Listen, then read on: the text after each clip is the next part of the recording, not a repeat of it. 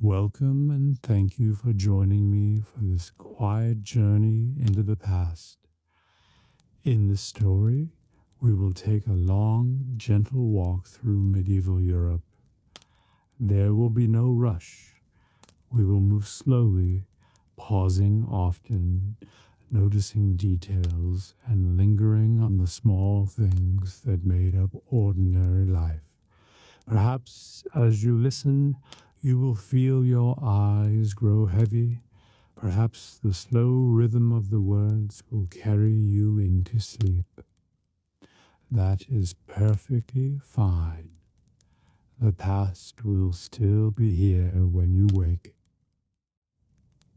Episode 21, Stone and Timber, Building the Medieval World. Part 2. If stone is the body of a cathedral, glass is its soul. From outside, the church may look stern and gray, its walls heavy, its buttresses like shoulders bent against weight. But step within, and the world changes. Light ceases to be merely sunlight, it becomes story, music, fire.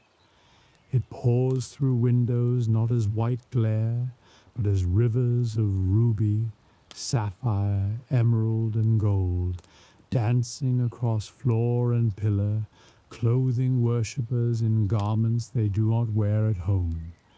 To enter such light is to walk into heaven painted upon air. The making of this miracle begins not in the church, but in the glazier's workshop. Here lumps of raw glass are delivered, heavy and dull, yet holding within them a promise of brilliance.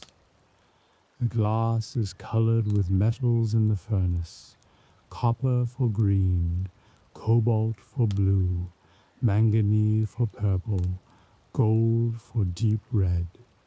When cooled, it lies in sheets, brittle and uneven, edges sharp as thorns. Glaziers lift them to windows, squinted as sunlight shows their veins and bubbles.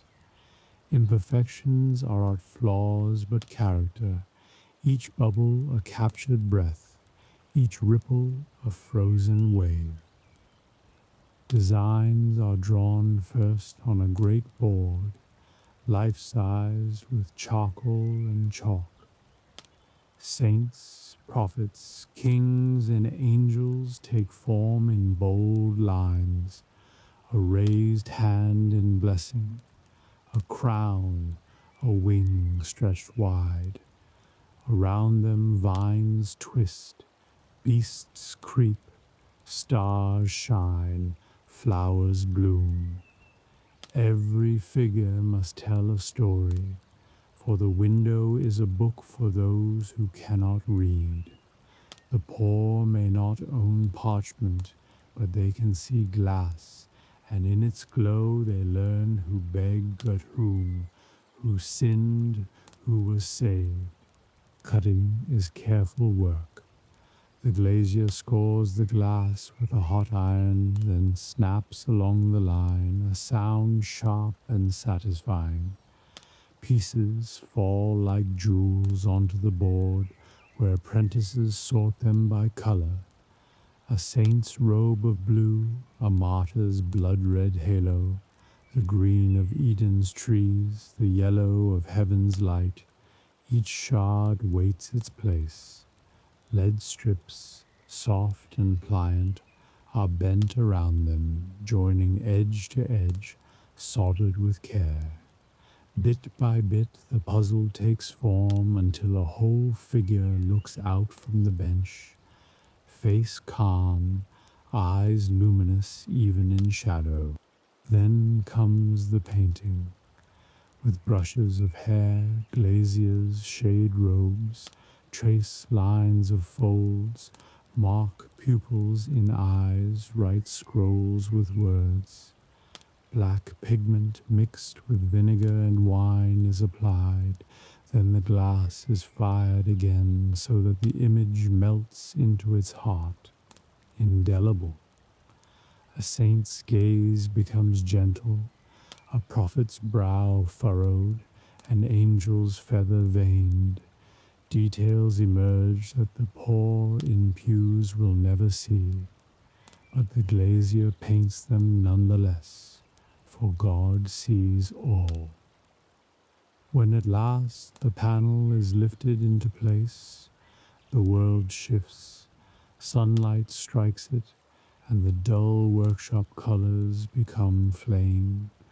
Blue deep as seas, red fierce as coals, green like spring grass after rain. Faces glow with life, robes ripple with light, halo burn with fire not of this earth. Children gasp, old women weep, men fall silent. The air itself seems alive, thick with color, trembling with radiance. Even dust motes dancing in shafts of light seem holy. Each window has its place. High above the nave, apostles preach with raised hands. In the transepts, great roses bloom, wheels of color, geometry turned into flower, each petal a story, each spoke a psalm. In the choir, saints lift their eyes toward the altar, their robes shimmering with every change of sun. And in the clerestory, patterns of simple color scatter warmth and joy, reminding all that God's light touches high and low alike. But the windows are not only for beauty, they teach.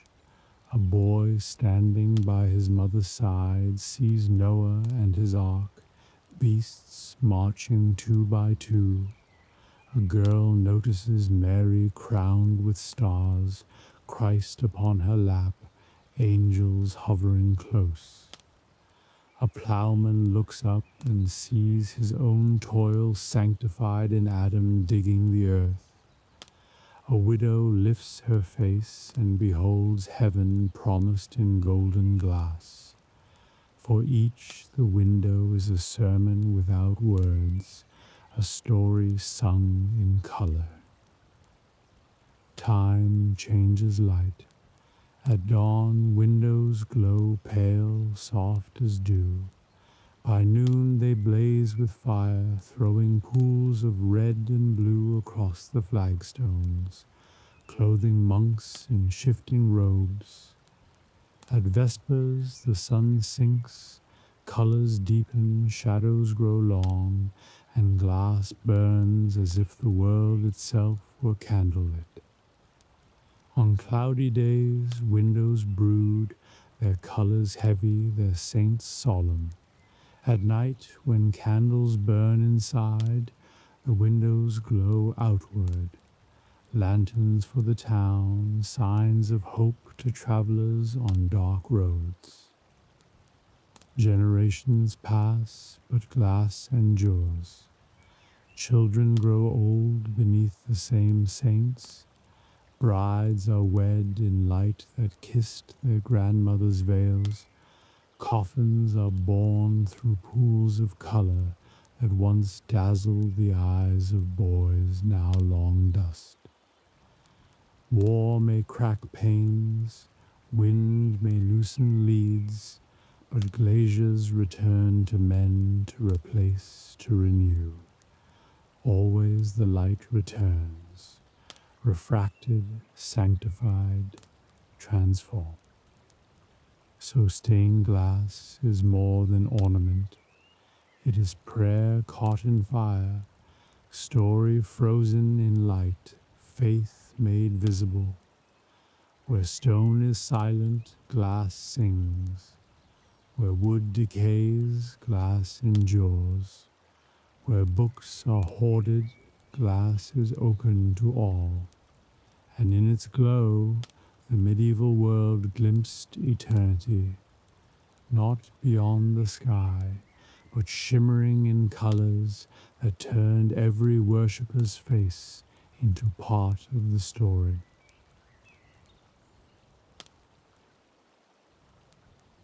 Every wall, no matter how stout, is helpless without a roof. Rain is the oldest enemy of dwellings, and wind its cunning accomplice. A cottage, a guildhall, and a cathedral, all must learn to shrug off the sky's temper. To raise a roof, is it merely to cover, but to crown, to give a building its voice?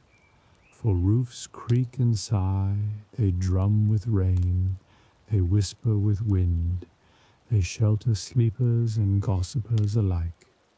In their pitch and their span lies the measure of safety.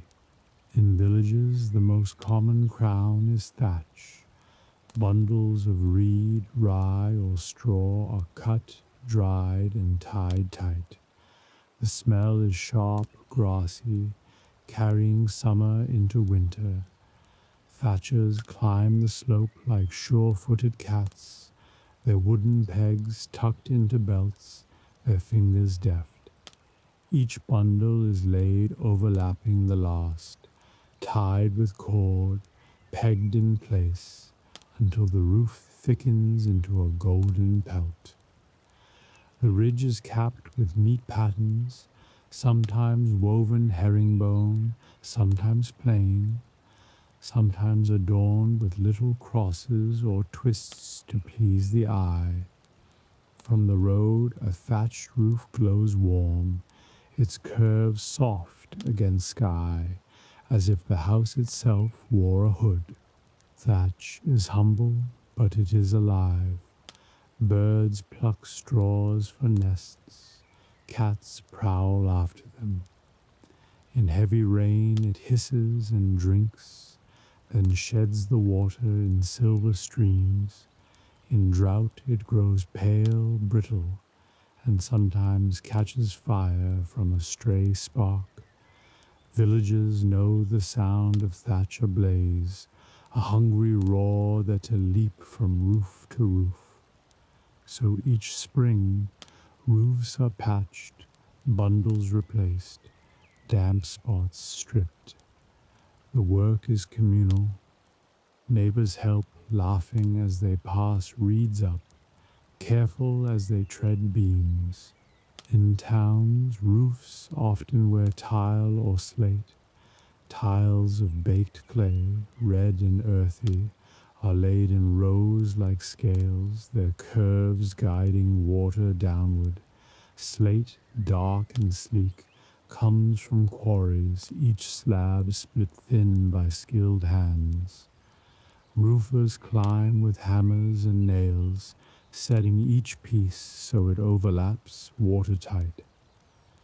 On sunny days, the tiles bake warm, smelling of clay and dust. On stormy nights, they rattle like teeth, some torn loose by wind and crashing into streets below. Yet tile and slate endure longer than straw, and to walk beneath them is to know a measure of wealth. Over churches and halls stretch beamed roofs, marvels of timberwork. Oak trusses rise like ribs, arches bound with pegs, beams carved with faces or foliage. In great halls the ceiling soars, rafters lost in shadow, smoke from hearth curling upward to vanish in vents.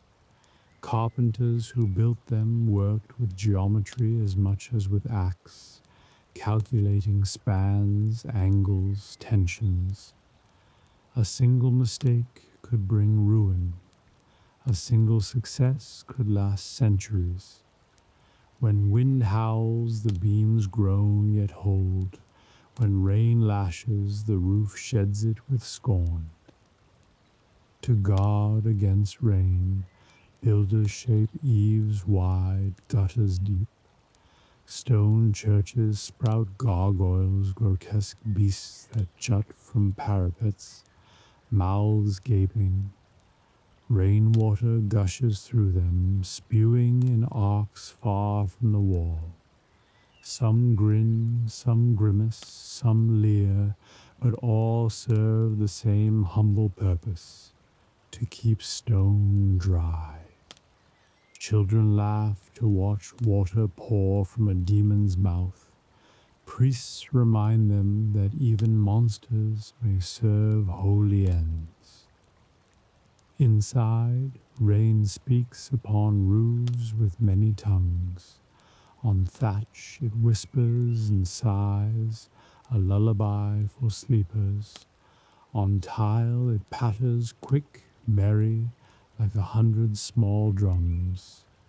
On lead sheeting it thrums low and steady, as if the house itself hummed in thought.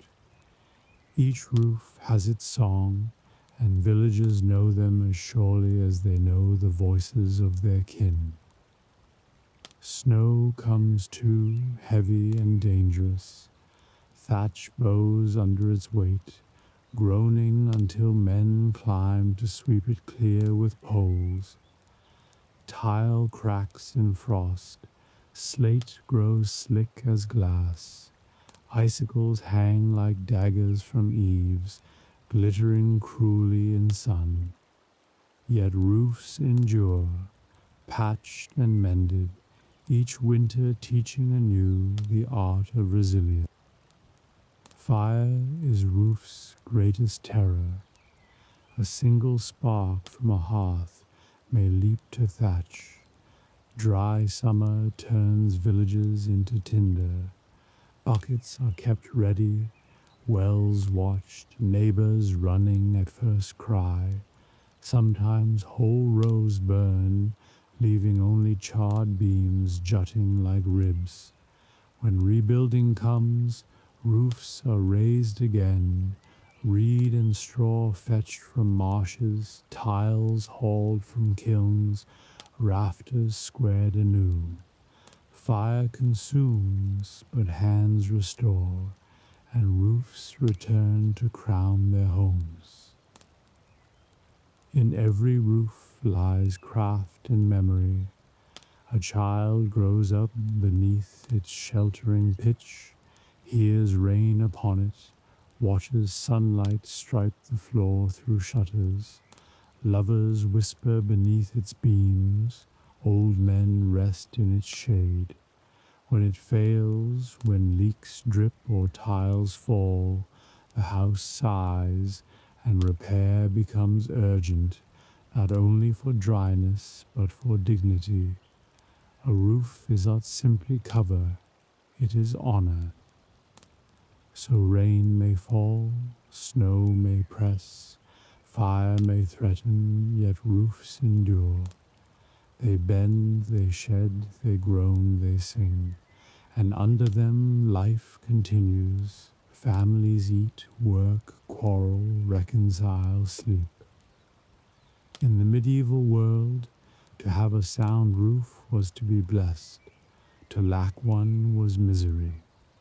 And so every reed laid, every tile nailed, every beam pegged was an act of love, of care, of hope, that the house beneath would live another generation.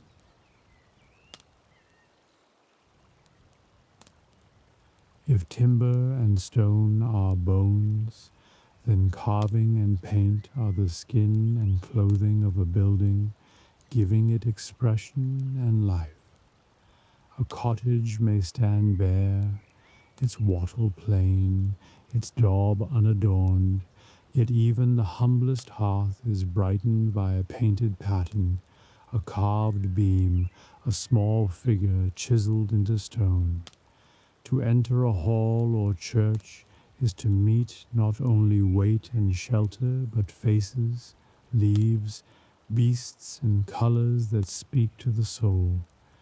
The medieval world loved not blankness, but ornament, and builders knew that beauty, as much as strength, makes walls endure in memory.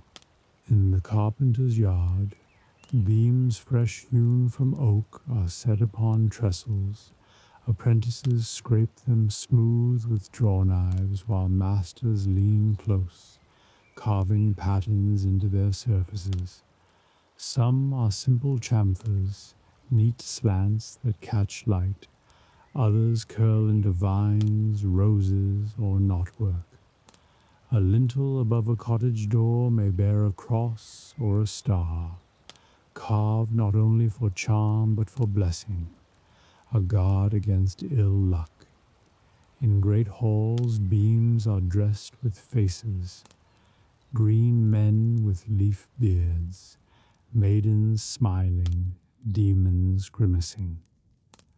To look up is to be met with a company of carved watchers. In the mason's lodge, chisels bite stone with steady rhythm. Capitals sprout leaves that curl and twist, each vein carefully traced. Pillars carry dragons and lions. Corbels grin with grotesques, tongues lolling, eyes bulging, half warning, half jest. High in vaults, bosses bloom like flowers at the meeting of ribs, each one unique. An angel, a saint, a knight's head, a vine heavy with grapes. No eye at ground level can see them clearly, yet the carver shapes them with love, for God, if aught men, beholds. Paint brings another voice. Walls of churches, though now pale, were once vivid saints striding across plaster, devils writhing, heavens shining blue, hells burning red. Lime wash was mixed with pigment, ochre for yellow, cinnabar for red, lapis ground to costly blue, brushes laid broad sweeps of color, then fine lines for eyes, folds, halo. On feast days, when candles burned and incense drifted, the painted saints seemed almost to move. Their eyes follow worshippers, their hands blessing from the walls. Even cottages wore color. Daub walls were sometimes lime-washed white, reflecting sun and giving cheer. Doors were painted red or green, not only for beauty but for protection, each hue carrying old meanings. In hearth nooks, patterns were painted, simple chevrons, flowers, crosses, to please the eye during long winter nights. A child tracing them with finger learned both play and prayer. In guild halls, painters covered walls with coats of arms, emblems of craft. A shoemaker's last, a tailor's shears, a mason's square, each painted bright, reminding all of their common bond. Ceilings bore stars and suns, beams carried bands of red and blue. When feasts were held, torches lit the colors, banners hung to match, and the hall became not only a room but a stage of pride. Sculptors carved images of saints for niches, Mary holding Christ, St. Michael slaying the dragon, St. George on horseback, painted bright, gilded with gold leaf, they gleamed in candlelight. Worshippers touched them, kissed their feet, left flowers at their bases. To carve was to pray with hands. To paint was to preach with color. Craftsmen knew their work might outlast their names, so they worked with diligence, leaving small marks hidden in folds, initials tucked into corners, signs that they too had lived. Not all carvings were solemn. In cloisters, stone seats bore monkeys scratching, foxes preaching to geese, men pulling faces. In misericords beneath choir stalls, carvers let their humor free. Dancers, drinkers, lovers, beasts in comic poses. Monks smiled at them in secret, laughter hidden beneath chant. Such carvings remind us that builders were human, their joy and mischief finding a place hewn in holy walls. Over time, paint faded, carvings weathered, rain-washed colors, soot-dimmed brightness, moss-softened lines. Yet even worn, the intent remained. A face half gone still smiled, a leaf still curled, a saint still lifted hand in blessing. Villagers who passed each day scarcely noticed, but travelers paused, tracing grooves with fingers, marveling at hands long gone yet still speaking. So carving and paint turned walls into stories, beams into witnesses, churches into heavens upon earth. They were what mere decoration but devotion, signs that builders believed a house should not only stand but sing, not only shelter but delight. To carve is to speak to the eye, to paint is to call to the heart. And in the medieval world, no building was complete until it bore such voices, whispering beauty into stone and timber. No house, no hall, no cathedral stands untouched by time. Wind wears roofs, rain seeps through walls, frost splits stone, and fire waits ever at the edge of the hearth. To build is one task, but to maintain is the greater labor, carried on quietly, year by year, as long as walls stand. In the medieval world, repair was not shame but duty, as constant as prayer, as necessary as bread. A village or town that neglected its repairs invited ruin. One that kept them was praised for care and wisdom. The work of repair begins with the small. Each spring, thatch is inspected, bundles replaced where birds or weather have pulled them thin. Children fetch reeds, women bind them, men climb with wooden pegs and mallets. Clay daub cracks in frost. Women slap on fresh handfuls, smoothing with palms until walls are whole again. Wooden doors warp in rain. Carpenters plane them true, replace hinges, drive new nails. Wells wear their ropes thin. Coopers replace the spindle. Smiths mend the iron hoop of the bucket. These are small works, done in passing, yet without them the house decays like bread left too long. Greater repairs call the whole village. A bridge's beams rot, so men haul new oaks from the forest, women carry stones for abutments, children fetch water for mortar.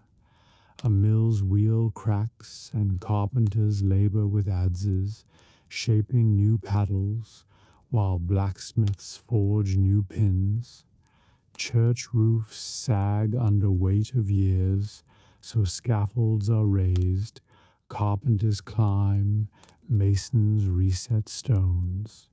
Repairs are not shame, they are renewal, proof that the building is still beloved, still worthy of labor. Yet among all threats, fire is most feared. Thatched roofs drink sparks greedily, timber beams burn with roar and crack, tile and stone withstand longer but still crumble in heat, Villages know too well the sudden cry, "Fire!" In the night, the rush of feet, the glow rising red against sky. Buckets are filled at the well, lines formed, water flung upward, hissing as it meets flame.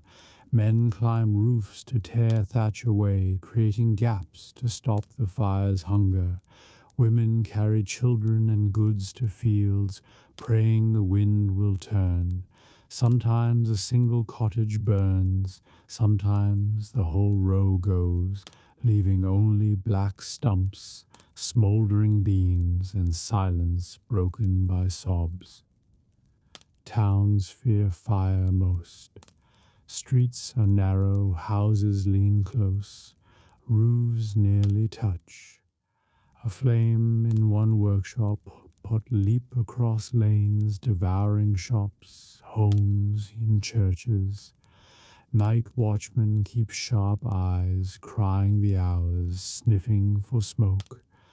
Laws forbid open flames after curfew. Ovens are ordered outside, smithies stand apart. Yet even though fire comes. Chronicles tell of towns half lost, of guild halls burned to rubble, of cathedrals gutted, their bells crashing molten to the ground. Rebuilding is slow, but it always comes.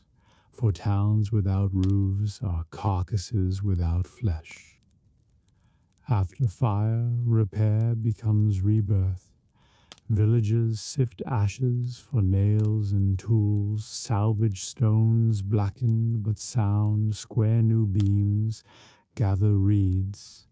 In towns, masons haul fresh stone, carpenters raise frames, glaziers fit new windows. Some build stronger tile instead of thatch, stone instead of timber, wider streets to slow flame.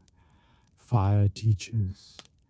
Each blaze becomes a harsh master, carving lessons into memory.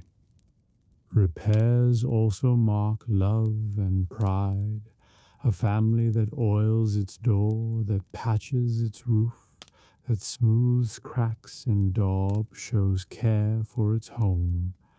A town that mends its bridge, scrapes moss from its church, replaces bells lost to lightning, shows unity.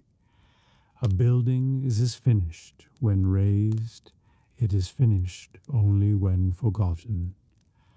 As long as men and women mend, the house or hall lives, as much a member of the household as child or beast. Even the cathedral, proud and strong, knows the touch of repair. Rain streaks its stone, wind shakes its windows, lightning cracks its towers. Masons climb to reset stones, glaziers mend shattered glass, carpenters replace beams hidden deep in roof. Each repair is small beside the grandeur, yet without them grandeur would crumble. Cathedrals teach what cottages already know, that endurance is built not in a day but in centuries of tending. So repairs and fire are twin teachers. One whispers daily care for what you love, or it will wither. The other shouts, remember how quickly all could vanish, and build again with greater wisdom. Together they shape the medieval world's buildings into more than walls and roofs. They become stories of care, loss, renewal. Each patch, each beam replaced, each roof rethatched is a line written in that story, reminding generations that love must be tended as surely as stone and timber.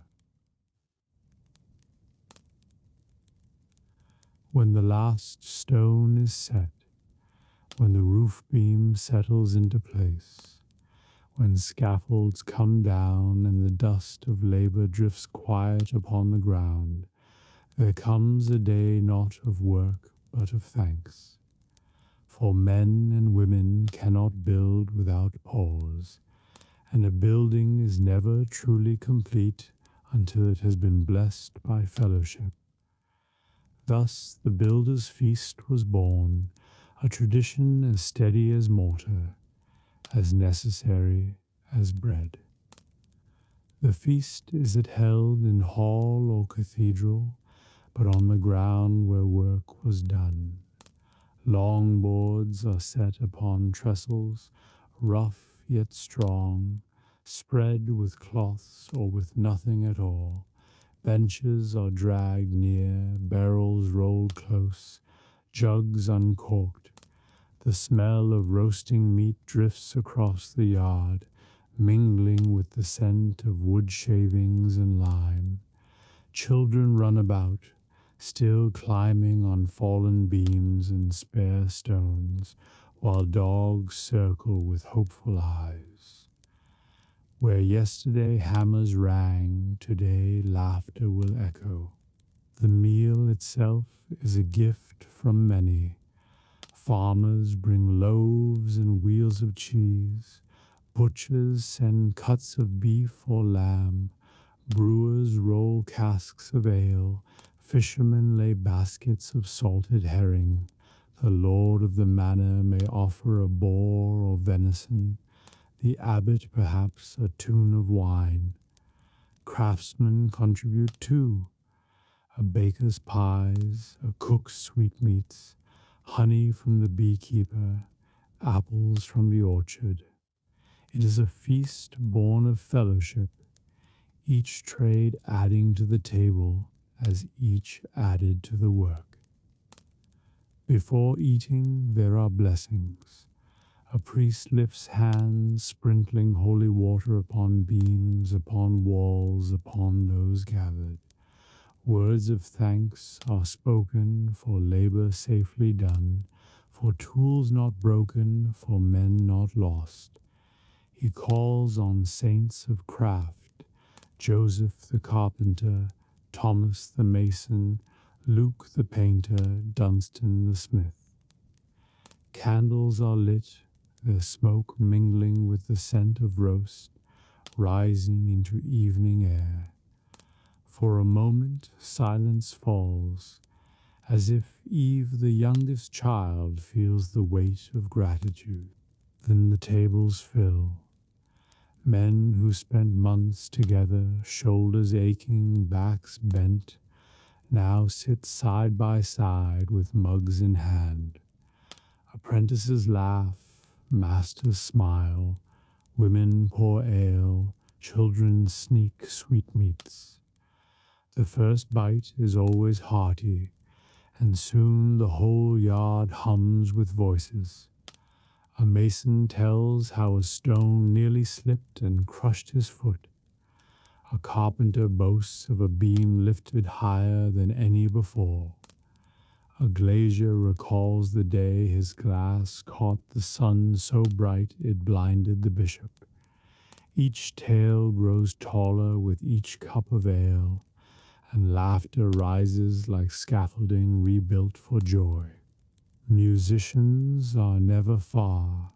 A fiddler scrapes, a piper blows, a drum keeps time with boots upon earth.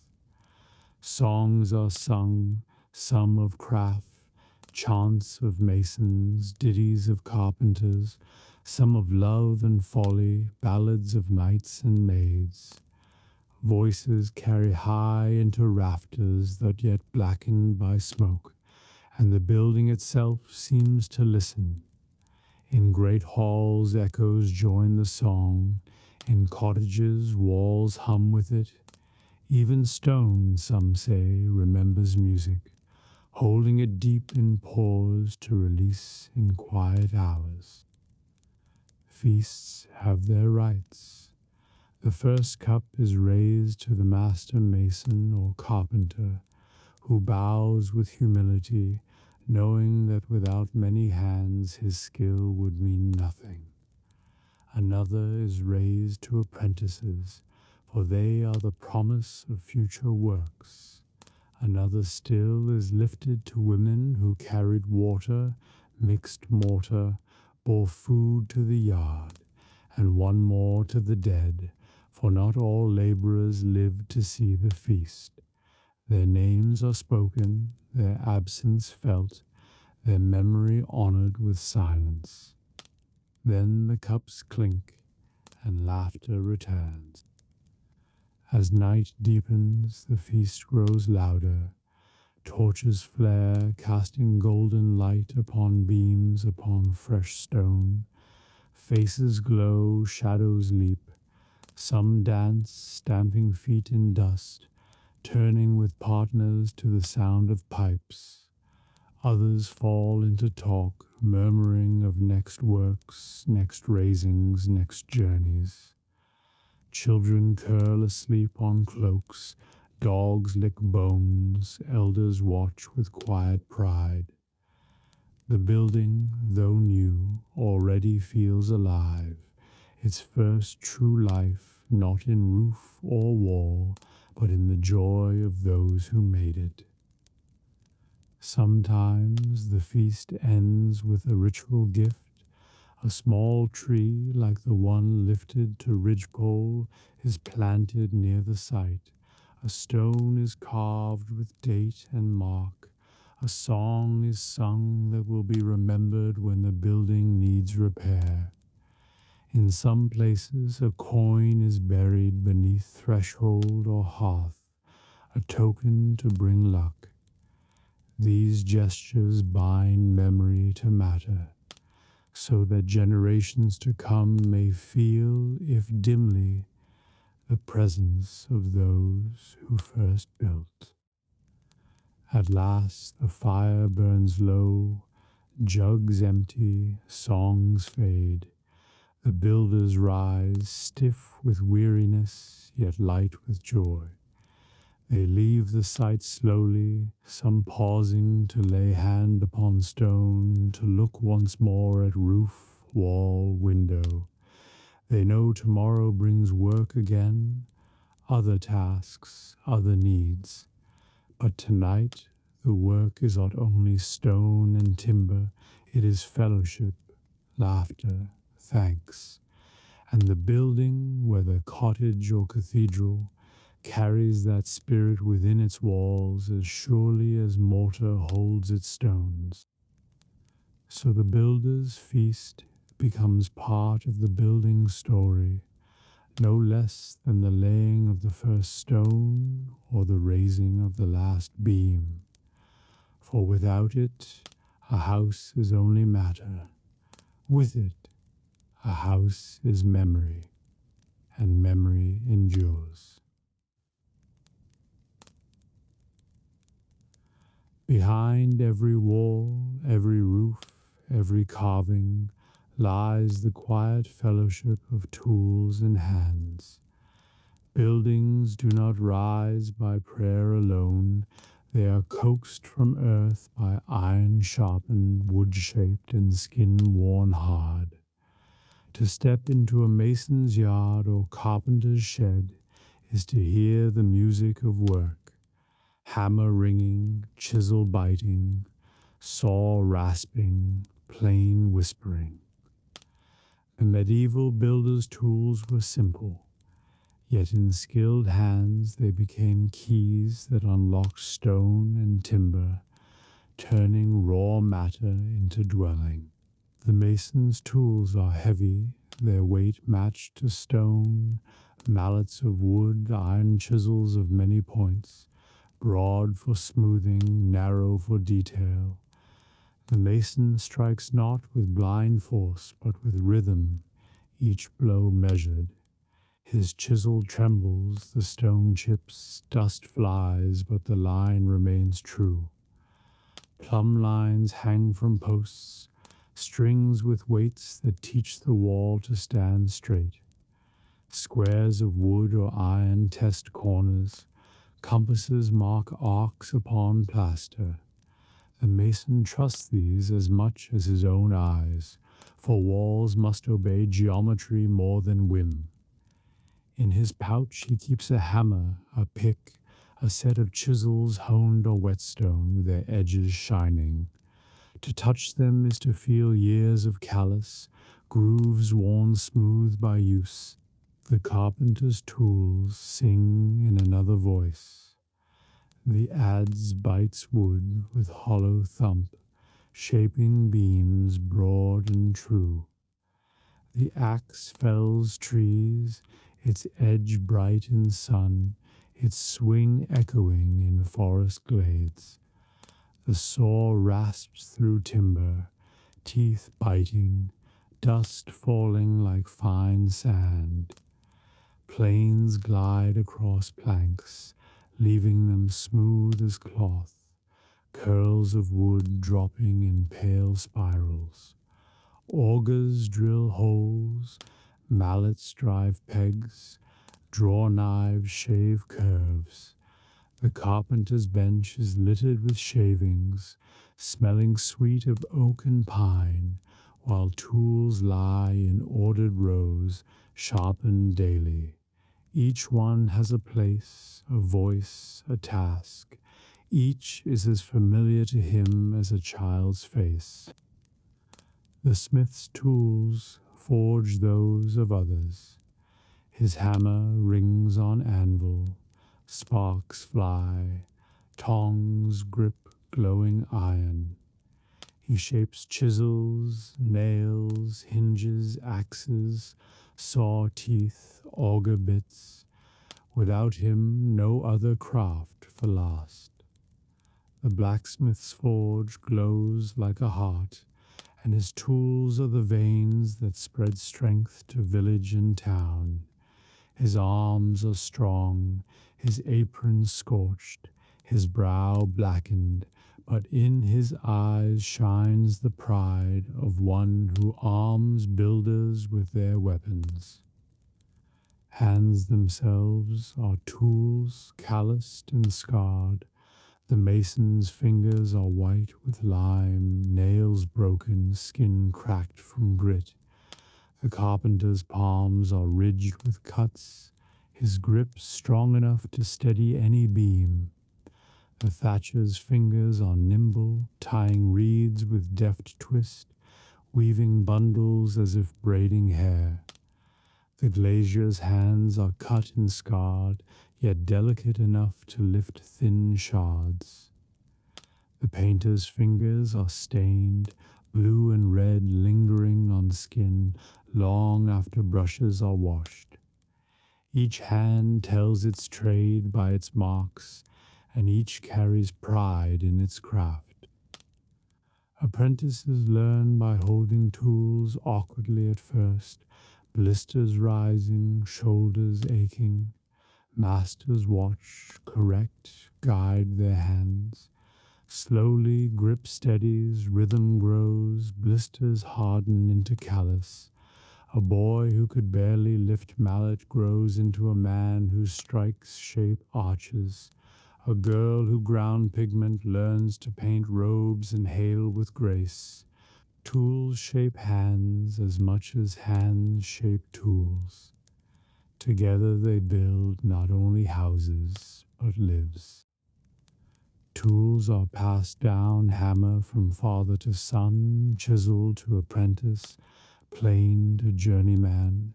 Some carry initials carved into handles, others grooves from decades of use.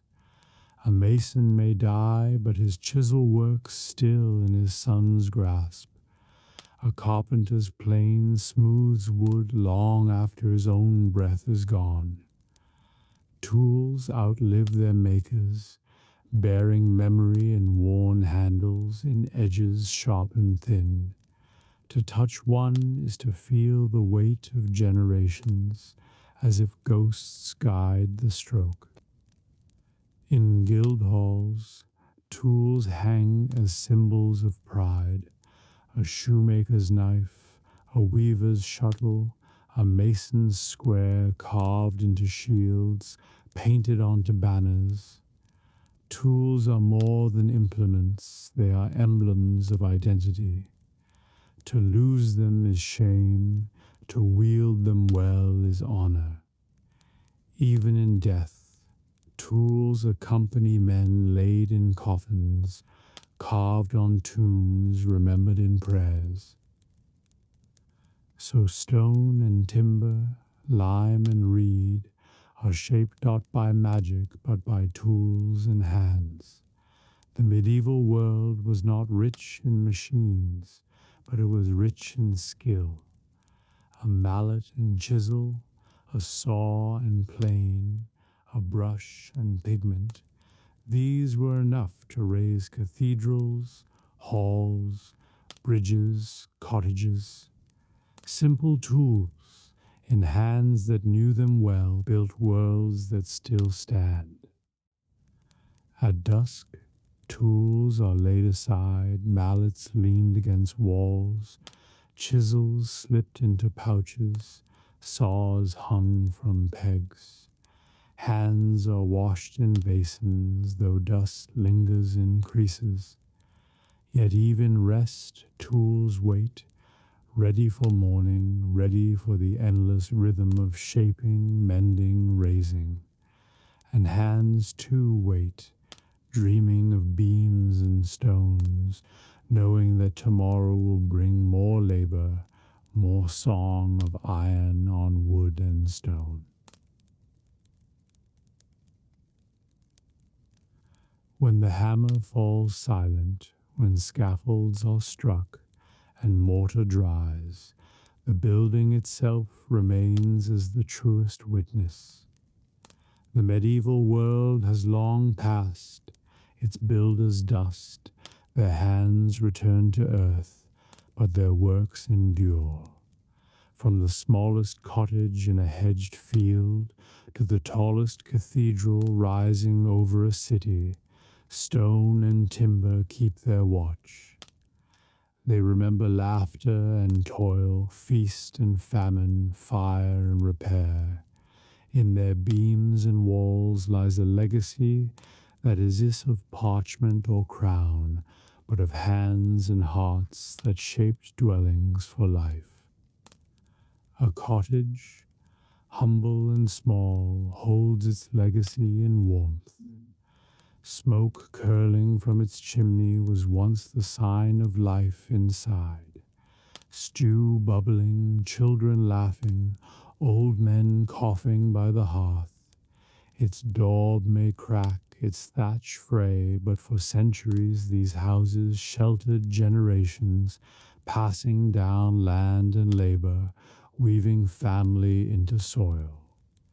Even ruined, even tumbled to rubble, a cottage leaves memory behind. Stones in hedges, beams blackened in fields, marks in earth where walls once stood. All speak of lives lived with quiet dignity. Guild halls and townhouses bear another kind of legacy. Their carved beams and painted shields recall the pride of crafts, the fellowship of guilds, the feasts and debates that once filled their chambers. Townhouses, narrow and tall, whisper of trade across counters, apprentices sweeping thresholds, mothers watching from windows. Guild halls, broad and solemn, echo with songs of brotherhood and with prayers for dead masters. Even when empty, they stand as records of community, walls filled with voices of markets, laughter, and quarrels. Castles rise as monuments of power and fear. Built to guard, to control, to command, they were homes as well as fortresses.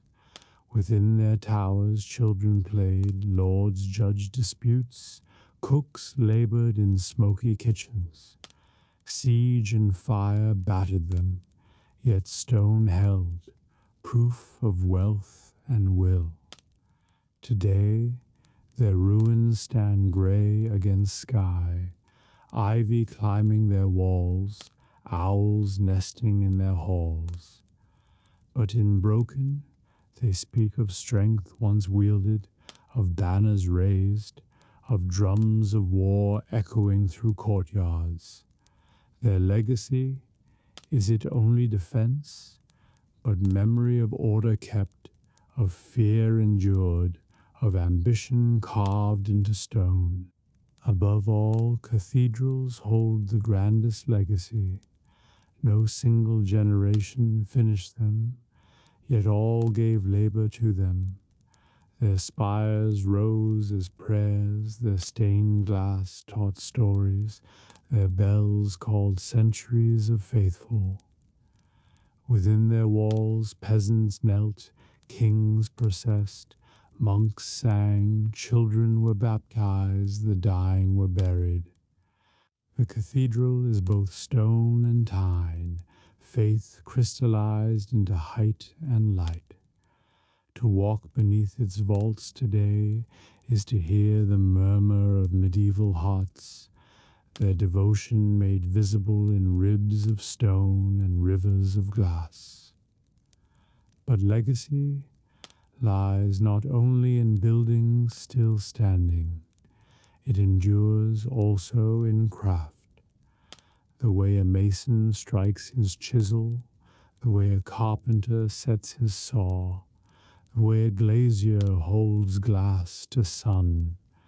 These gestures survive in apprentices, in sons, in guilds, in books. Crafts may change, but their bones remain. Modern builders, knowingly or not, inherit the rhythm of medieval hands, their patience, their care. Every beam pegged, every wall plumbed carries a whisper of those long gone. Legacy also lives in stories. Villagers told of the day the cottage was raised, of the feast that followed, of the storm that nearly toppled the roof. Townsfolk recalled fires and repairs, the rebuilding stronger, wiser. Chronicles noted the laying of cathedral stones, the names of bishops, the miracles said to happen in chapels. Even when walls fall, stories remain, carried in words, in song, in memory, until they too shape how we see the past. There is legacy too in ruin. Fields hold stones once part of halls, now scattered for fences. Churches lie roofless, their pillars open to rain, yet grass grows between them as children play. Bridges crumble, but rivers still remember where men crossed. These ruins are not only decay, but reminders that all human making is fragile, that tat humbles even stone. Yet in their silence they teach endurance, for though broken, they still stand, still mark the lives that made them. What, then, do stone and timber leave us? They leave us continuity. A man ploughing in the 13th century looked up at his church much as a man may today, hearing bells over fields. A child slept beneath a thatched roof, listening to rain whisper, much as children do now in old cottages. The rhythm of work, the smell of lime, the sight of beams rising, these span centuries, binding us to ancestors we never knew. They leave us also wonder. To step into a cathedral is to feel awe, but only at faith, but at craft. To walk across an old bridge is to feel gratitude for hands that built it, long before our own feet touched its stones. To rest in the shade of a timber-framed hall is to know that wood once living now lives still, holding roof aloft for strangers unborn when it was cut. Stone and timber, shaped with care, carry across centuries the beauty of make. And they leave us lesson, build with strength, but also with love. Raise walls not only for shelter, but for meaning. Mend what is broken, for repair is as noble as creation. Remember that fire and rain will always come, but care and fellowship endure longer. Stone and timber alone are cold. It is hands, hearts, and prayers that make them into homes, halls, churches, and towers. As night deepens, imagine the medieval world quiet under its roofs. Smoke drifts from chimneys, thatch whispers with rain, townhouses lean over silent streets, cathedrals loom like mountains of prayer. Beneath them, men and women rest from labor, children dream, fires glow low. The builders sleep too, long in their graves, but their works remain, cradling generations not yet born. This is the legacy of stone and timber, not only walls, not only roofs, but continuity of care, of craft, of hope built into matter. And so we close this chapter and this episode. May its memory rest like a beam overhead, steady and strong, sheltering all who walk beneath its words. The builders are gone. Their hammers no longer ring, their chisels no longer bite, their sawdust no longer scents the air, yet their works remain, scattered across fields, towns, and hills. Walk where they once walked, and you will still find their footprints, pressed not in earth, but in timber and stone. They left more than walls. They left voices that still whisper, roofs that still sigh, towers that still lift eyes heavenward. Their legacy is it mute. It speaks in silence, in ruin, in endurance. Begin in a meadow where grasses wave and sheep graze. Here and there a low line of stones breaks the green, half-buried, moss-grown. A hand touches them, and they are cool, rough, ordinary, yet they are not mere stones. They are the bones of a cottage long gone. Once smoke curled from its chimney, once laughter rang inside, once hands patched its daub and feet crossed its threshold. Now only stones remain, yet they tell their tale to those who pause to listen. A child climbs upon them, thinking them no more than play, yet in that play the memory of a family is carried onward. In the heart of towns, timber-framed houses still lean over narrow streets, their beams dark, their plaster whitewashed. Generations have passed through their doors, yet the timber still holds, the peg joints still grip. Look up and you see carved beams, faces long forgotten yet grinning still. Paint has faded, plaster cracked, roofs mended again and again, but the frame endures. Builders who raised them never imagined strangers centuries hence would walk beneath their eaves, yet here they stand, their craft stretched across them. Travel further and you will find bridges of stone, their arches spanning rivers still flowing as they did in medieval days. Step onto their worn backs, and your feet follow countless others. farmers leading oxes, merchants guiding carts, pilgrims treading wearily toward shrines. Stones are smoothed by passing souls, grooves cut by wheels now long rotted. Yet the bridge bears on, carrying present lives as it did the past. Stand upon it at dusk and listen. The river's song mingles with faint echoes of hooves, wheels, voices. Stone remembers more than we do. And in the countryside, ruined castles rise like broken teeth against sky. Ivy climbs their walls, owls nest in their towers, foxes slink through their gates. Their battlements are jagged, their courtyards empty, yet still they command. Once lords dined in their halls, soldiers drilled in their yards, banners snapped in the wind. Now silence reigns, but the silence is empty, it is thick with memory. To walk their ruins is to feel the weight of ambition, of fear, of power long gone.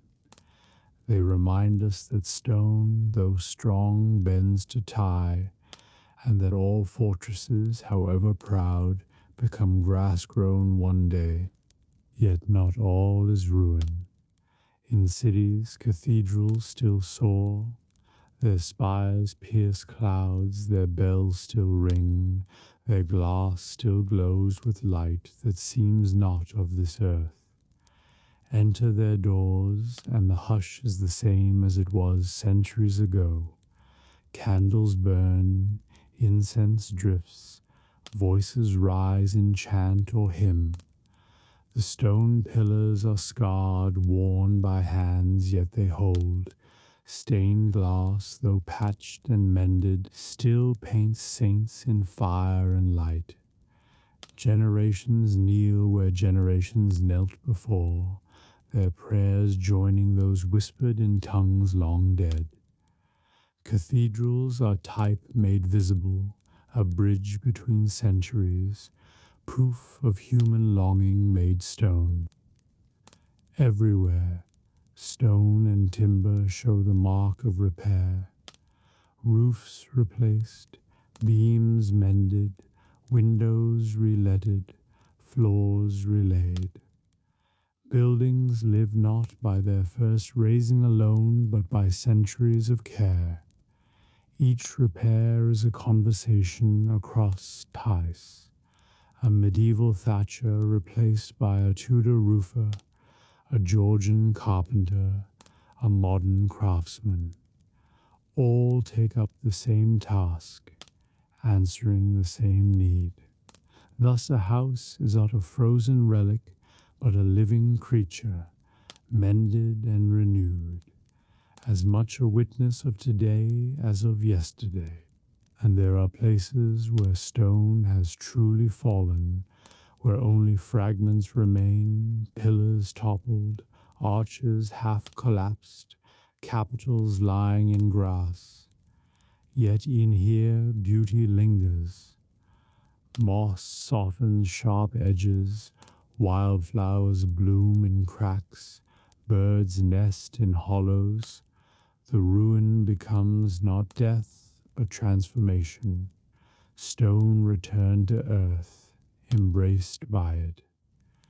To walk among ruins at sunset is to see eye not as loss, but as change. What once was wall becomes meadow, what once was tower becomes hill, what once was man's becomes again God's and nature's. But the greatest echo is that in stone or timber alone, it is in memory carried forward, stories told, songs sung, legends of building. Children once watched cottages raised. We too tell their stories by candlelight. Pilgrims once marveled at stained glass. We too step into cathedrals and feel awe. Generations pass tools hand to hand. We inherit their lessons. even if our tools are new. The rhythm of hammer, saw, and chisel lives on whenever a wall is mended, whenever a house is raised, whenever care is given to place. The medieval builders didn't know us. They could not see our faces, hear our tongues, imagine our lives, yet they built as if they did. They built for those not yet born, for strangers they would never meet. They built with patience beyond their years, faith beyond their sight, hope beyond their grasp. That is the truest echo. Not stone nor timber, but the gift of endurance, handed forward without knowing to whom it was given. And so, as night falls, imagine those works lying quiet, cottages breathing smoke into stars, townhouses leaning over cobbled streets, bridges arched across rivers where moonlight glimmers, cathedrals brooding vast and dark, their bells asleep until morning. All these rise in your mind, not as relics, but as presences, enduring yet gentle, strong yet humble. They remind you that time passes, that all things fade, but that what is made with care can outlast its maker, speaking softly across centuries.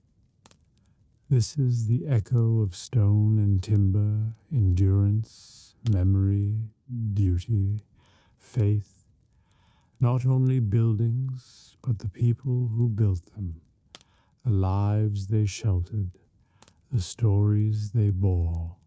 And though we sleep now as they sleep, their works remain to cradle our dreams as once they cradled theirs. Before first light, the streets near the market square are silent except for the faint slap of water against cobbles where someone has emptied a bucket. As the sky pales, a new sound stirs. The creak of shutters, the rustle of bolts of cloth being lifted from storage, the muted thud of looms slowing to rest after a night's work. In towns across medieval Europe, there is usually a cloth hall or weaving quarter, a cluster of workshops and long open halls where wool and linen, sometimes silk, become garments, banners, sails, and riches. Cloth is life. It warms bodies, marks rank, fills coffers. Kings levy taxes in cloth, guilds guard its secrets, distant lands crave fine Flemish wool or Italian silk. A peasant's coarse tunic and a bishop's glowing cope both begin as fiber spun and woven. Behind these fabrics lies a world of hands, colors, and endless quiet labor. The day here begins early. Weavers often work by candlelight before dawn, the gentle clack of treadles and shuttles echoing in still streets. In a small workshop, a man or woman pushes shuttle through shed, beats weft into place, presses foot on treadle to lift next set of warp threads. The rhythm is steady and hypnotic. Clack, thump, clack, thump. A song of labor that neighbors know as well as church bells. Outside, merchants arrive with wagons of raw wool from nearby sheep pastures. Great bales, greasy and smelling of lanolin, are unloaded. The first step is washing and carding. Women and children often help, scouring dirt and grease in warm water, then combing fibers into smooth, airy rolls. Spinners sit at wheel or simple distaff, twisting fiber into strong thread. Spinning is slow but constant. Every household contributes, and whole streets may hum with wheels.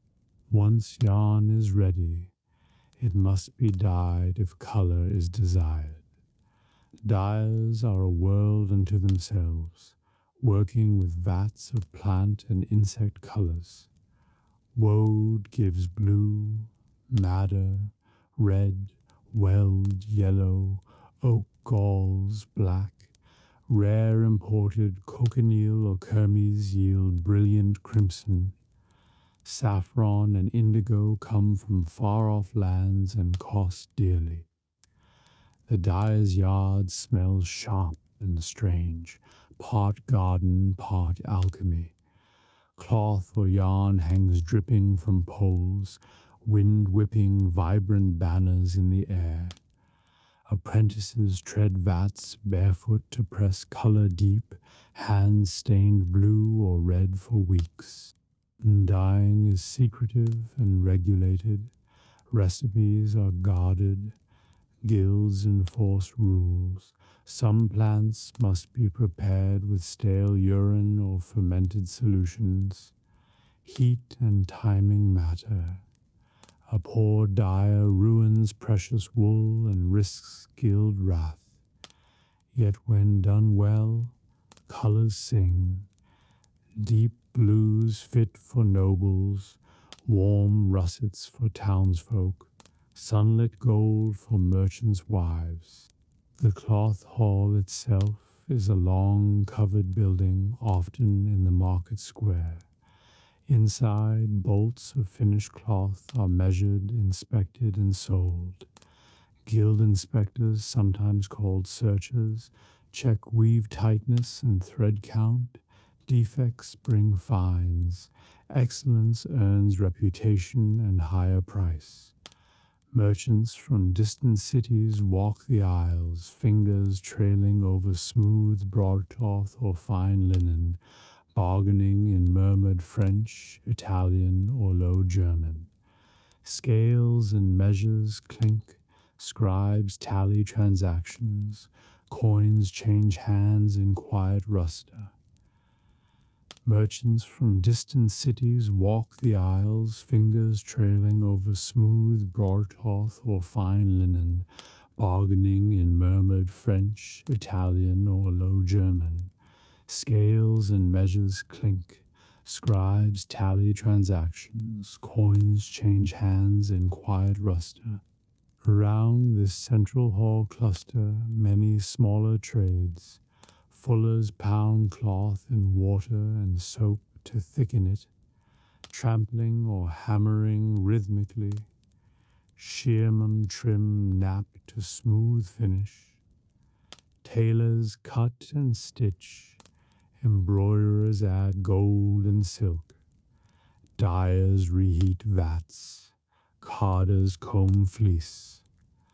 The whole quarter smells of wet wool, dye plants, soap, and sweat, with sweet wafts from bakeries or alehouses nearby. Guilds rule the world. To weave in town, one must join the Weavers' Guild, to dye, the Dyers' Guild, to finish, the Fullers' Guild. They set wages, protect secrets, care for widows and apprentices. Guild banners hang bright during festivals, and their processions fill streets with proud craftsmen, each bearing tool of trade. Young apprentices serve 7 years or more before earning right to call themselves master.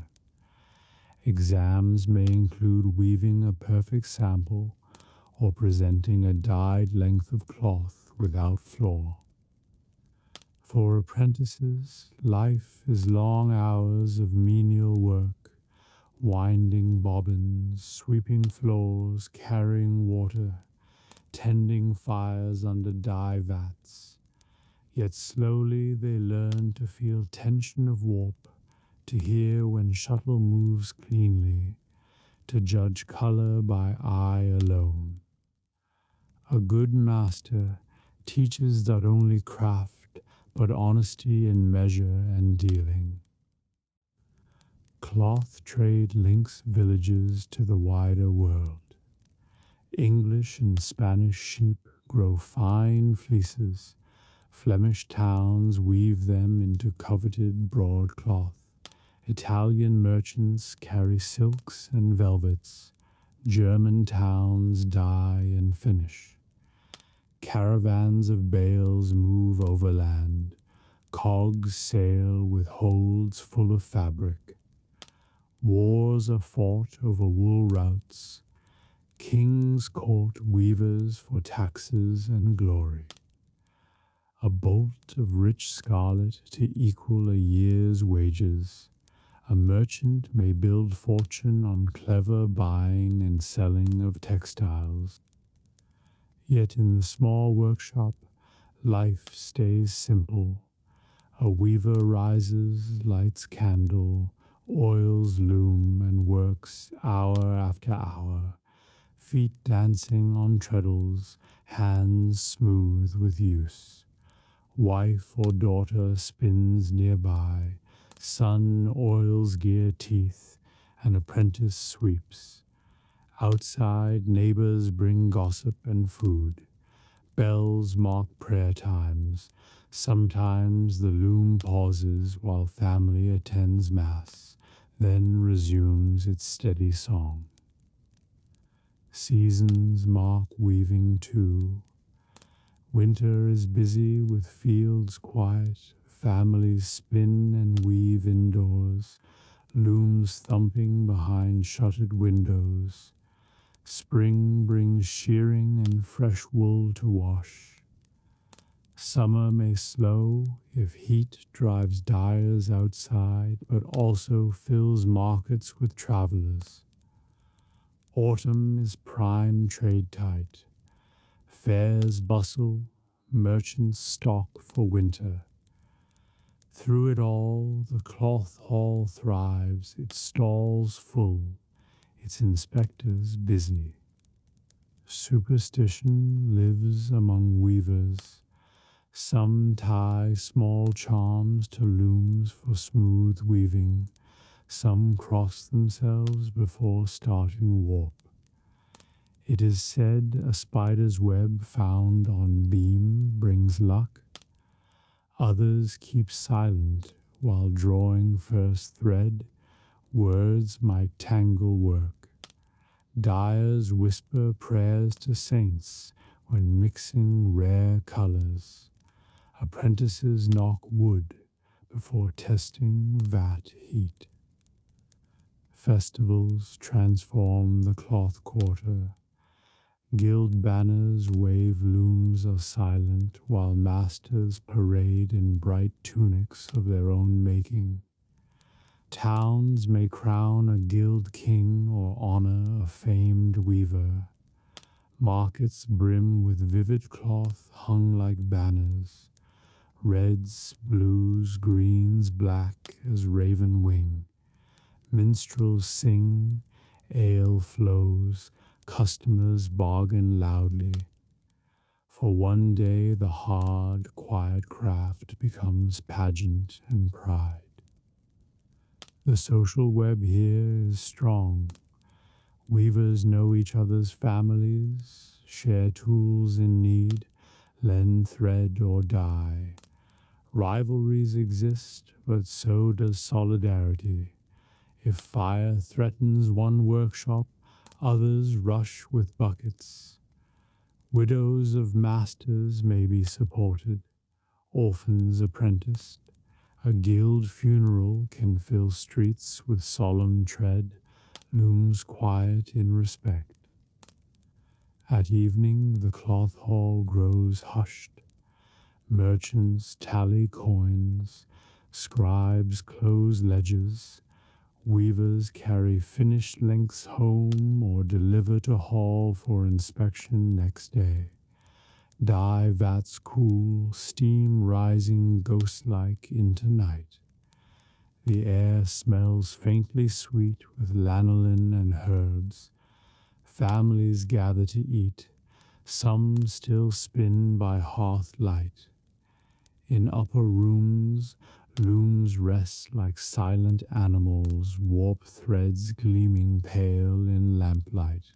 Though chronicles celebrate knights and kings, it is the weavers and dyers who clothe the world.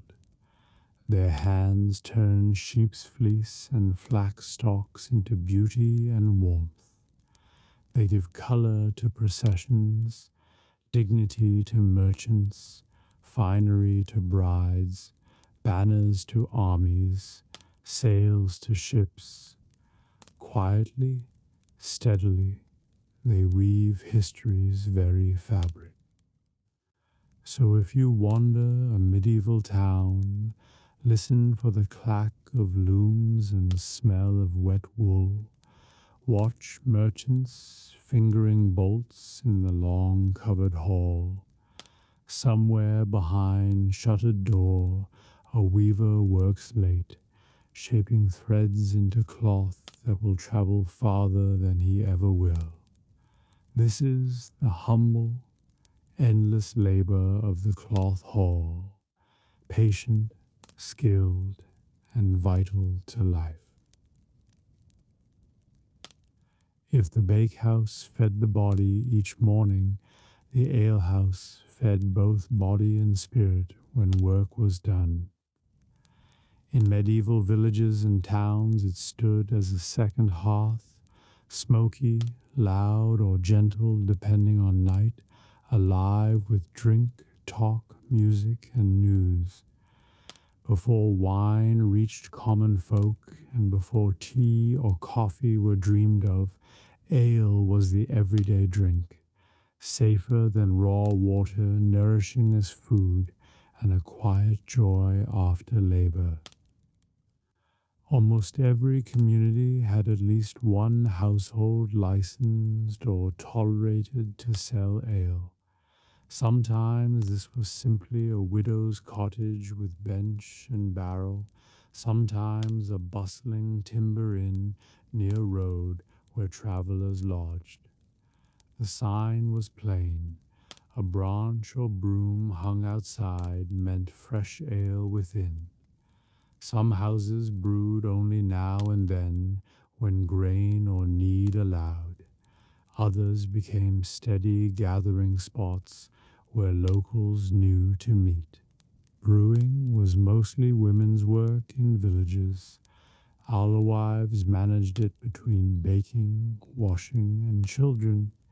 Each brew began with grain, barley, oats, sometimes wheat, soaked and sprouted to create malt, then dried on floor or in small kiln. Malt was crushed, mixed with hot water to draw out sweetness, then boiled with herbs or, later, imported hops. Yeast, often skimmed from last batch, transformed sweet liquid to ale. Cool cellars or shaded sheds held barrels while drink settled.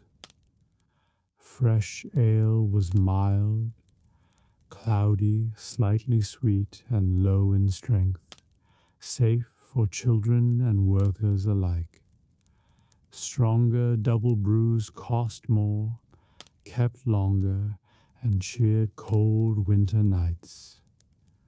Flavor changed with season and skill.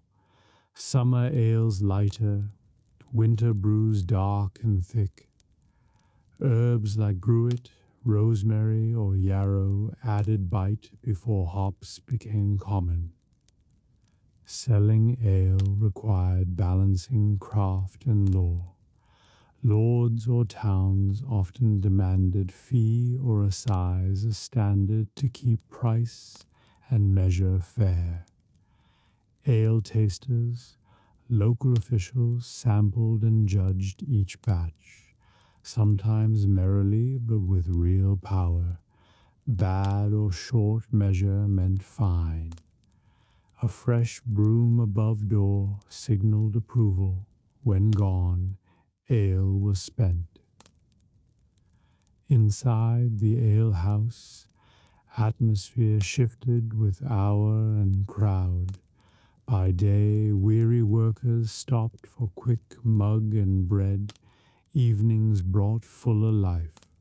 Long trestle tables, benches crowded with men and women sharing bowls of stew, trenchers of bread, mugs of foaming drink. Light came from rush dips or tallow candles. Smoke from hearth curled among rafters. Laughter and talk filled room. Dice or simple games clacked on boards. Here news traveled. Travelers brought tales of distant fairs, battles, royal edicts. Merchants bargained quietly in corner. Young folk flirted under watchful eyes. Songs rose, local ballads, hymns turned merry. New verses about lords and lovers. Minstrels sometimes came through with lute or fiddle, earning coins and drink. Ale houses also served meetings. Guild brothers gathered to plan work or charity. Reeve announced new laws. Neighbors settled disputes with witness of drinkers. Hiring for harvest or building might happen over shared mug.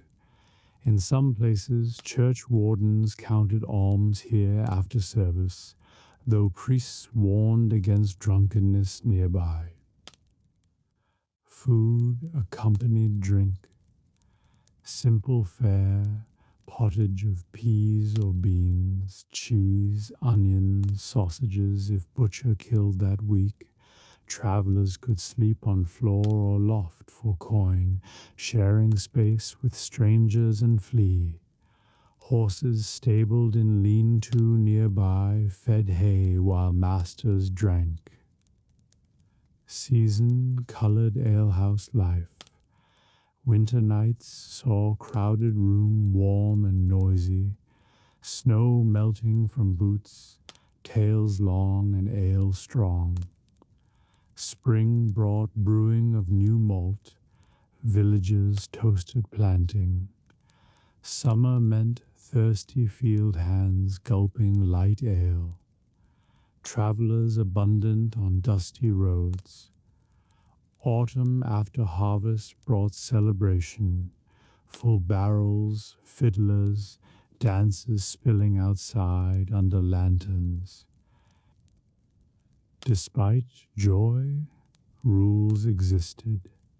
Fines for brawling or cheating at dice, closing bell by curfew, taxes on strong brew. Drunkenness could shame family or lead to stocks next day, yet most evenings passed in easy cheer. Vain quarrels were often patched with another round. Women shaped this space strongly. Alewives brewed, sold, kept accounts, and sometimes sang or scolded rowdy men. Success could bring respect and small wealth. Failure, gossip, or accusation of watering drink. Ballads teased alewives, but many admired their independence. Some widows kept whole households by brew alone. Ale tied to health and safety. Water often foul, ale safer and gave calories. Children drank weak, small ale. Laborers took jugs to field. Monks brewed carefully for their own tables. Only very strong ales risked drunken harm. Most daily drink was mild as modern light beer. Religion mingled with drink. Saints' days toasted with special brews. Candlemas or harvest blessed new barrels. Yet clergy warned against excess. Still, if monasteries brewed fine ale and sold surplus, so rebuke rang mild.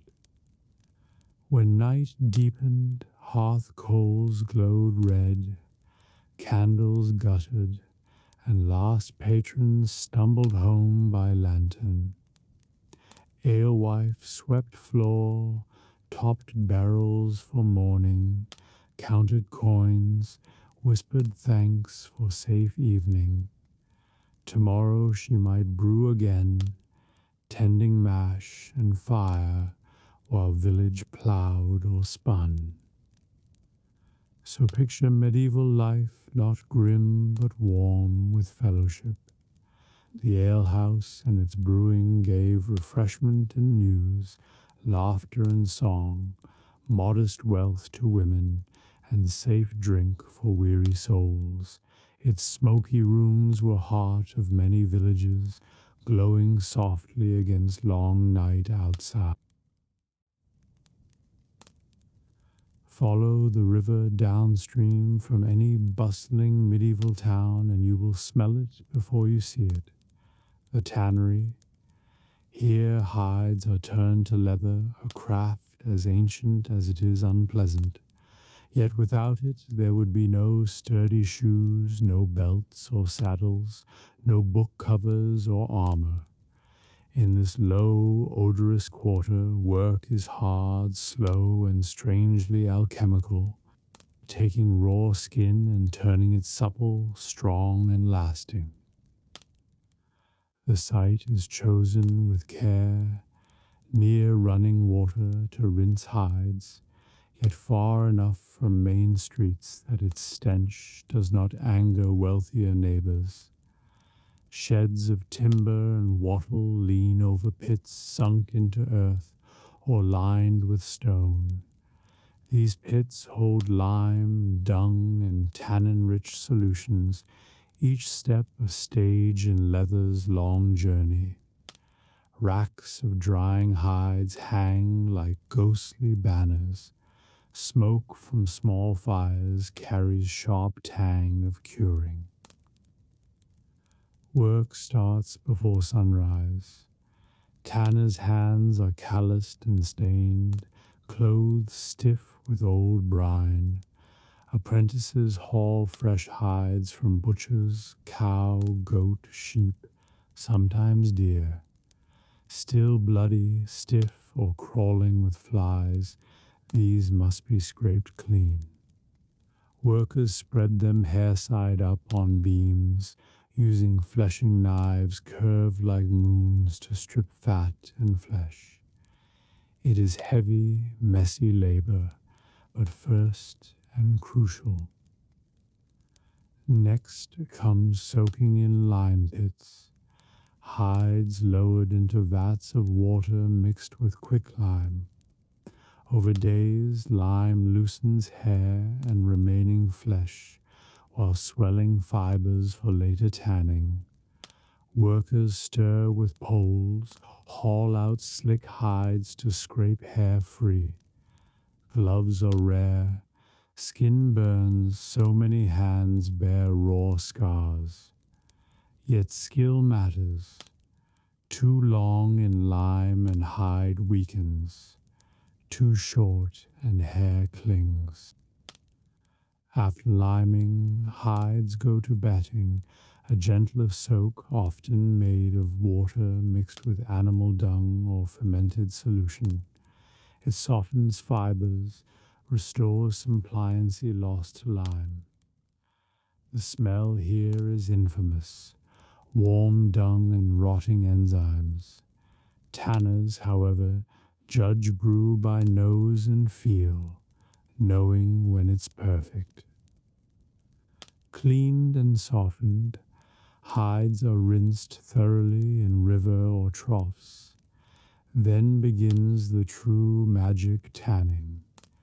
Pits filled with water and crushed bark oak, chestnut, sumac, rich in tannins that slowly bind to hides' proteins, preserving and strengthening.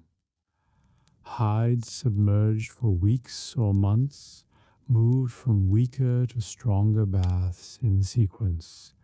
Workers stir with long poles, Lift heavy dripping skins to new pit, test with experienced hand.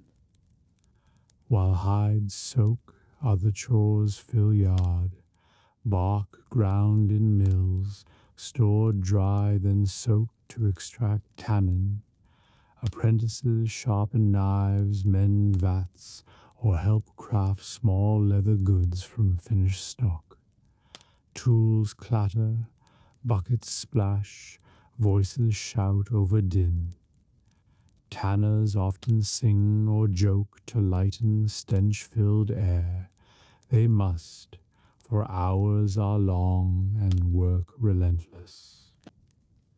Finished leather emerges transformed, pale, tough, flexible, some dyed with natural pigments, oiled with fish or neatsfoot oil, rubbed smooth with stones. Rolls stacked to dry in airy lofts or hung to cure in smoke. From here leather travels to cobblers, saddlers, bookbinders, armorers, each adding craft to base material. Guild life shapes Tanner's world. In many towns they form Tanner's Guild, setting price and quality, training apprentices, defending trade from rivals. Yet despite importance, tanners often shun socially for their smell and nests. Houses cheap near tanneries. Tanners marry among themselves. Still, their coin is solid, and good masters respected for skill. Apprenticeship is long, often 7 years.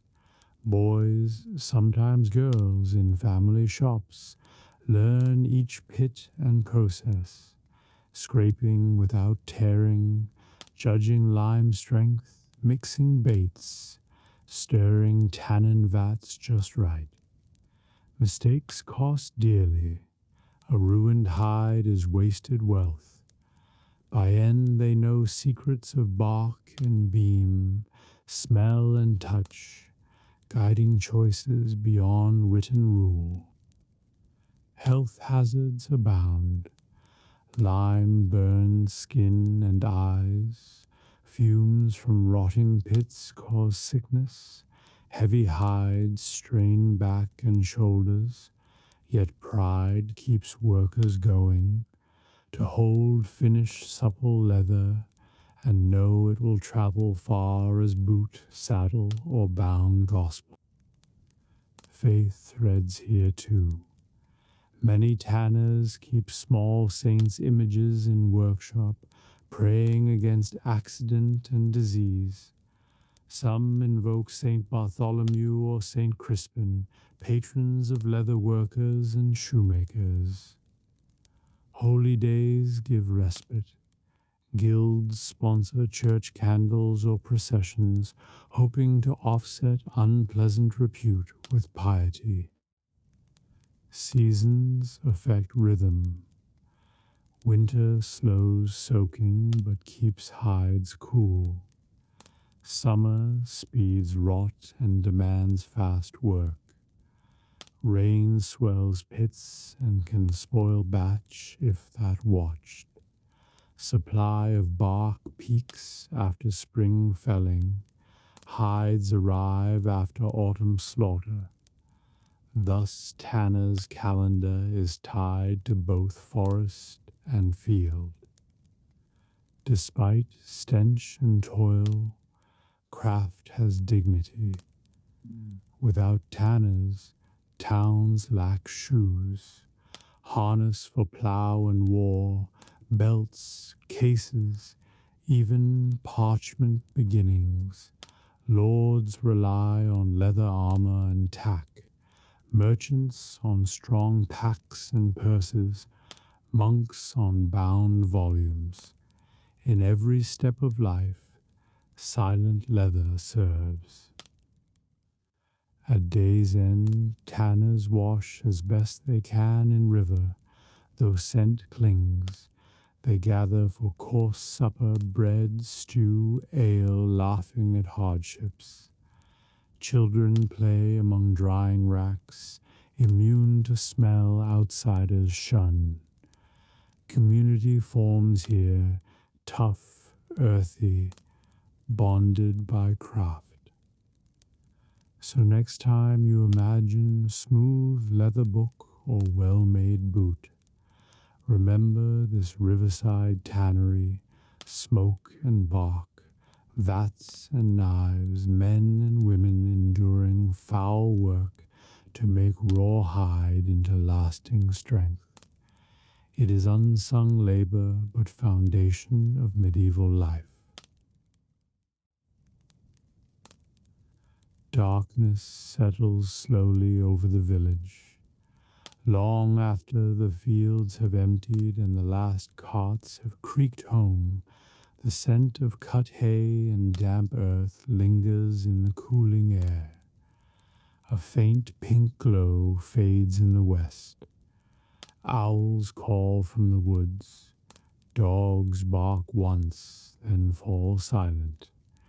In every cottage, a quiet ritual begins. Doors barred, shutters drawn, and the evening fire coaxed to life. Around this small center of light, the whole household gathers. This is the hearth at night, the heart of medieval home life. The day's work has been hard. Boots are muddy, shoulders sore from plow or loom, hands rough with rope and tools. Yet as family members slip inside, fatigue eases under the glow of the fire. The hearth is low, often just a stone or clay circle, but it is everything. Stove, heater, lamp, and symbol of safety. In wealthier houses, it might be a hooded fireplace with chimney. In humbler cottages, a smoky open pit venting through thatch. Either way, its warmth draws all close. The first task is rekindling. Coals from daytime cooking are stirred, kindling added until flames leap. In winter, logs are stacked. In summer, smaller twigs suffice. Children love to feed the fire, watching sparks rise into rafters. A mother or elder sprinkles herbs for pleasant scent, rosemary, thyme, or juniper if they can spare it. Light flares across low rafters, blackened by years of smoke. Supper follows, simple but filling. Pottage simmered all day is ladled into wooden bowls, thick with beans, peas, or cabbage, flavored with bits of bacon or salt meat. Coarse bread passes hand to hand, cut with shared knife. If lucky, there is fresh cheese or a little ale. On feast days, perhaps roast chicken or honey cakes. Eating is informal. Benches around fire, children on laps, everyone dipping from same pot. Talk flows, news of fields, gossip from well, prices at market. Candles may burn if family can afford them, but most rely on firelight alone. Shadows dance on walls, faces glow amber and fade to dark as flames flicker. The light is alive, warming cheeks and glinting off eyes as stories begin. Storytelling is the true treasure of evening. Fathers or grandparents tell of saints, heroes, and local ghosts. Mothers recount family tales. Older children act out bits with stick swords. Sometimes a visiting peddler or minstrel adds news and song, ballads of distant wars, romances of kings, sly animal fables. Laughter bursts, fear tingles when ghostly white ladies or water spirits haunt the narrative. For a world without books in every home, its oral tapestry keeps memory alive. Craftwork often continues while stories spin. Women spin wool or flax, fingers nimble in half-light. Men mend tools, patch harness, sharpen knives. Children help carding wool, shelling peas, sorting beans. The crackle of fire blends with snip of shears and soft whir of spindle. These humble tasks, done together, bind family close. Prayer finds its place too. A small cross or icon may hang above hearth. After supper, candles are snuffed except one, and prayers whispered or sung. Paternoster, Ave Maria, blessings for crops, protection from storm and sickness. Some sprinkle holy water kept from parish priest, some hang herbs thought toward spirits. Faith mingles easily with daily life here. Outside, the dark deepens. Beyond shuttered windows, wolves may howl in distant woods. A night bird cries. Cold wind rattles eaves. Thieves and spirits are feared after dusk, so most stay indoors. Only the watchman or a late returning traveler moves on, lane now, lantern swinging. Dogs growl softly, then settle. The cottage feels like a small, safe island in a sea of black. Beds are simple, pallets of straw or rush, sometimes feather mattress if family is lucky. Parents and youngest may share. Older children or servants sleep on benches or loft. Before lying down, they bank the fire with ash to keep coals alive till morning. Shoes are lined along wall, cloaks hung to dry. Silence grows, broken only by crackle of embers and quiet breaths. In larger houses, servants may gather in their own small room or hall, sharing jokes and scraps before sleep. In manors or townhomes, hearths are grander but spirit the same. Warmth, food, companionship after labor. Even castles with their cold stone rely on great hall fire to bring life at night. The hearth is more than heat, it is memory. Here children learn their first songs and prayers. Here couples plan next day's work and whisper hopes. Here elders pass down lore, which herbs heal, when to sow, how to read the sky. In hard winters the fire keeps them alive. In festive times it becomes center of feast and music. Seasons shape the night strongly. Winter nights are long and deeply hearth-bound, spinning, storytelling, prayers for light's return. Spring evenings still chilly but scented with fresh herbs and new hopes. Summer sees doors left ajar for breeze, fire small, family talking long after dusk. Autumn nights smell of apples and smoke, with drying herbs hanging in beams. Each season paints the hearth with its own colors. Occasionally the quiet breaks. A neighbor knocks seeking help with birth or illness. A traveler asks shelter. A watchman warns of approaching storm. On festival eves, households may stay awake late, singing or baking for next day. But most nights fade gently, marked by simple comforts. For all medieval hardship, famine, war, plague, the nightly gathering gave resilience. Within humble walls, warmth and shared story built a strength no tax or raid could take. Children grew secure in fire's glow. Adults found brief rest from toil.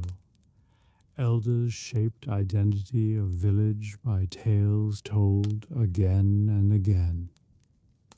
So picture a night in the Middle Ages, not as endless fear, but as this, a low-roofed room smelling of smoke and soup, hands busy, voices low, small feet drowsing by fire. Outside wind moans, but inside the hearth at night burns steady, a fragile, steadfast light against the dark.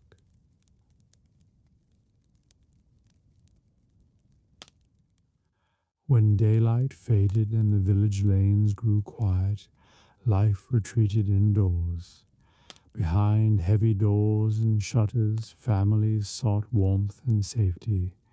The place where they slept, the medieval bedchamber, was more than a room. It was a world of comfort, prayer, love, and weary rest after long labor. Some were grand with carved beds and tapestries. Most were humble corners of timbered houses. Yet in each, night gathered the household close. In a peasant cottage, the bedchamber might not even be a separate room. A single large space served for cooking, eating, and sleeping. Against one wall stood a great wooden frame filled with straw, chaff, or dried reeds, renewed when musty. On top lay linen or rough hemp sheets, if family could afford, and willow blankets or furs in winter. Parents and small children often slept together for warmth. Sometimes animals, a piglet, hens, even a calf, shared space nearby, giving extra heat. Privacy was little. Closeness was life.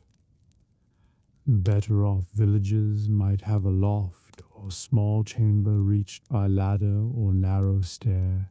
Here mattresses of straw or feathers were laid on boards. Curtains of coarse cloth might hang to keep draughts out and give modest seclusion. Beneath the bed frame, wooden chests stored clothes and bedding. A chamber pot waited discreetly for cold nights. The room smelled of wood smoke, and herbs hung to dry, of wool cloaks and warm bodies. In manors and castles the bedchamber grew grand. Lords and ladies slept in great beds with carved posts and heavy curtains to keep warmth. Feather mattresses, fine linen sheets, and embroidered covers showed wealth. Canopies hung overhead to catch falling dust from rafters. Cushions and small pillows added luxury rare among peasants. Tapestries lined walls both to insulate stone and to tell stories. Hunts, saints, love scenes. A fireplace or brazier burned low through night, tended by servants. Yet even in splendor the chamber was practical. Benches and stools stood ready for dressing. Coffers and armoires held clothes and valuables. A small table might bear a wash basin and pitcher. Candles or oil lamps provided soft light before sleep. Close at hand lay charms or prayer books, rosaries, perhaps a small reliquary for safety. Swords or knives were kept within reach. Darkness carried its own fears. Night routine followed rhythm of day. After evening meal, families tidied hearth, banked fire, and prepared bedding. Feet were washed if muddy, hands cleaned with basin and towel. Children were tucked under blankets while adults told prayers, stories, or songs. In wealthy homes, servants undressed masters, brushed hair, warmed sheets with brass pans of coals, then withdrew quietly. Lords might say final prayers, lovers whisper, mothers nurse babes. Silence was rarely complete. Outside, dogs barked at strangers, owls hooted from barns, wind rattled shutters. Within, the creak of timbers, sigh of sleepers, cough of elder or stir of infant marked night's slow passage. People were accustomed to these sounds, but they could spark unease. Thieves or spirits were thought to roam darkness. Many chambers kept blessed candles or holy water nearby for protection. Sleep itself often came in two parts. People might doze soon after dusk, wake for an hour in deep night to tend fire, pray, or talk quietly, then drift back until dawn. This first and second sleep matched natural rhythm before modern clocks. Couples might share tender talk then, solitary folk might read or pray by dim light. Cold-shaped bedchamber life. In winter, drafts slipped through shutter cracks, frost-painted beams. Families huddled close, piled on furs or extra straw, sometimes slept in day clothes. Children might be placed between parents or older siblings. Wealthy homes relied on thick curtains around bed, a private tent of warmth inside cold chamber. Hot stones wrapped in cloth warmed feet, still breath smoked in air on icy nights. In summer, warmth brought open shutters and buzzing flies. Bedding lightened to linen sheets. Sleep came later after long twilight work.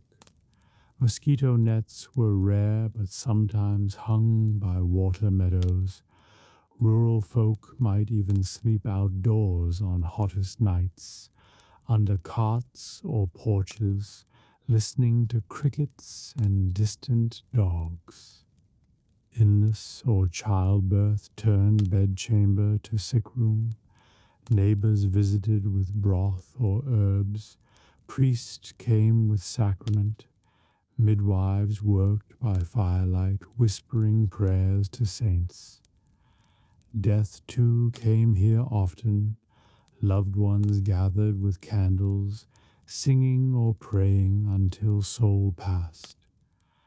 Thus bedchamber witnessed whole cycle of life, not just rest. Children's presence shaped space. Babies slept in cradles near parents. Toddlers often clambered into big bed. Lullabies soothed. Carved charms hung to ward off night spirits. Youngsters learned early to share warmth and space, to fear neither dark nor siblings' elbows. Stories told here, saints, animals, brave ancestors lived long in memory. Despite simplicity, coziness bloomed. Fire's last glow, scent of hay-filled mattress, soft breathing of family, all wrapped sleepers in safety. For nobles, luxury added silken sheets and servants' quiet attendance. For peasants, love and shared body heat meant comfort enough. Night shrank harsh world to one warm circle. Faith sealed the day. Cross traced over bed, prayer to guardian angel or patron saint whispered. Some hung sprigs of protective herbs, rosemary, rue, or St. John's wort. Relics, if owned, sat by pillow. Sleep was seen as small death. Waking each morning felt gift. So imagine medieval night not as endless terror, but as intimate retreat. Behind thick door or hanging curtain, families curled close, fires sighed, prayers floated in dark. The bedchamber, humble or grand, was hearth of rest, where weary souls found peace before dawn's work returned.